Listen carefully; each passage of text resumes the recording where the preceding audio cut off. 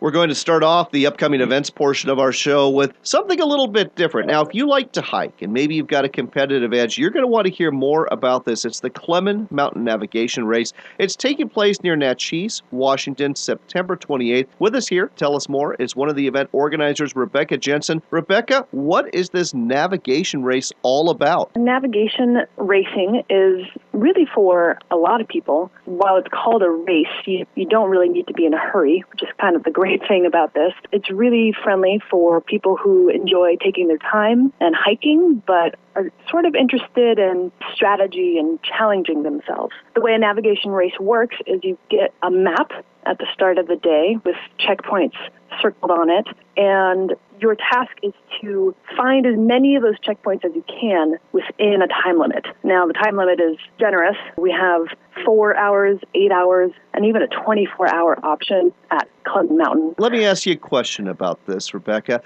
This is old school, isn't it? We're talking map and compass. We're talking what a lot of people associate with orienteering. You don't get to use your GPS on your iPhone for this, do you? No, you don't. Yes, old school map and compass, which can be intimidating for people. I think people hear about compass, they think, oh no, I don't really know how to use that. But really, if you can understand the contours of a map, I'd say that's the most important thing. If you understand how contour lines work and can look at that and relate it to the landscape you're looking at, like, oh, I see a ridge here on my map, there's the ridge there in the landscape. If you can figure that out, you can actually do a lot of navigation racing based on that skill alone. The compass certainly can be very important for the more advanced competitor, but especially if you're participating in a team. I mean, it's very common to participate in teams of 2 to 5. Then really everybody puts their heads together and figures out where to go. So you don't need to be whiz with a compass to get around in a navigation race.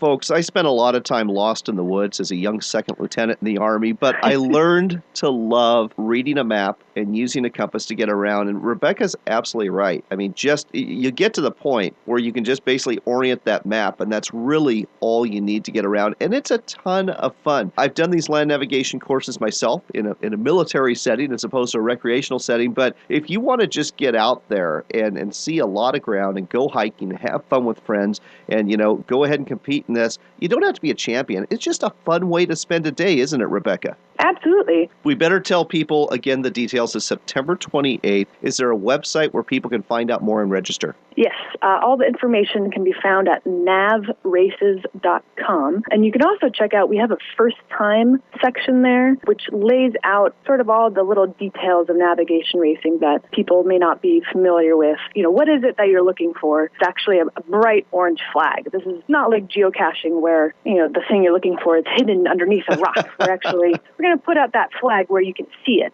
Things like that and how the points work and all that. This sounds like a really fun event. It's the Cleman Mountain Navigation Race. You don't necessarily have to race to enjoy this. It's taking place September 28th near Naches, Washington. The website, again, is navraces.com, navraces.com. And by the way, folks, a map and a compass always works. Those iPhones run out of juice. So go ahead and learn this skill and have fun at the same time. It's navraces.com for the Cleman Mountain Navigation Race. Rebecca, thanks for telling us all about this on Northwestern Outdoors Radio. All right. Thank you very much, John.